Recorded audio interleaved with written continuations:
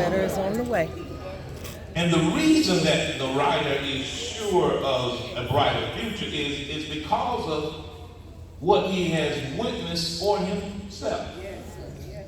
See, you can't just look at one area or focus on just a few people who make up the congregation. Sometimes we err by focusing on who's not here. That's right. You know, we don't have a lot of young people. That may be true, but what we ought to be doing is loving on the ones that we do have. We don't have a lot of money. That might be true. But we should be good stewards of what we have. That's right. And trust God to provide what we need.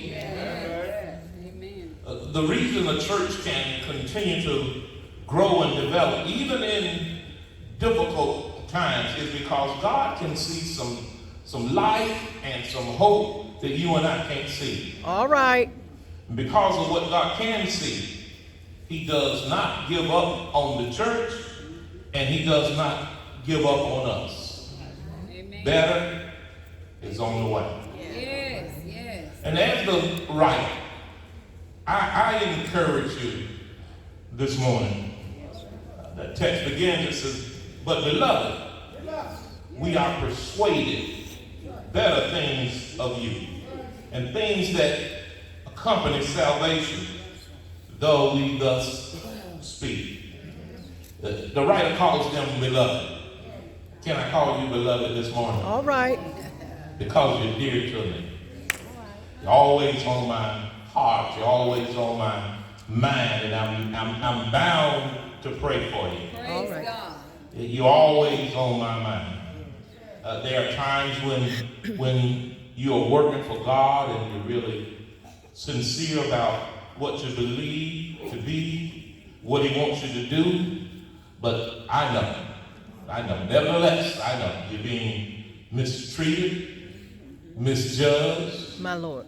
mistaken, misinterpreted, mismanaged, misused, and misquoted. Help us, Lord. Allow me to encourage you this morning. All right. In the text, the minister lets them know just how he feels. And he says, "We are persuaded better things of you." Thank you, Lord. Even in spite of their troubles, even in spite of their tribulations or their temptation, he does not expect them to give up or to give in. All right. And he expresses his confidence in them, that they would hold on to their faith, that they would continue to work. I know it gets frustrating sometimes. You look around and it seems like it's only you who are working. Seems like there's only a few who are making sacrifices. My Lord. 10th verse in the text says, "For God is not unrighteous to forget your work and labor of love, which ye have showed toward his name, in that ye have ministered to the saints and do minister." You have, and you're continuing to do so. All right. Not only were members of this Hebrew church working, performing labors of love, it was the attitude that they had. They were persistent. It wasn't a one-time kind of thing. It wasn't a call me if you need me kind of situation. They didn't wait until they were asked. It was the right thing to do, and so they did it. All right. They saw what needed to be done, and they did it. These workers did not work because they were being praised or received recognition. All right. They didn't wait even until they could see the fruit. They worked as unto the Lord. My Lord. And this attitude toward work not only blesses those who they serve, but this kind of attitude also brings blessings to the world. All right. It's important to understand this morning that all Christian service does not bring forth fruit immediately. My Lord. And I come to tell you this morning that God sees and He cares about the sower of the seed. My Lord. You may feel unappreciated, but because God sees and He cares, He can and He will reward you. Nothing we do for the glory of God will be ignored. But here's where the enemy comes in.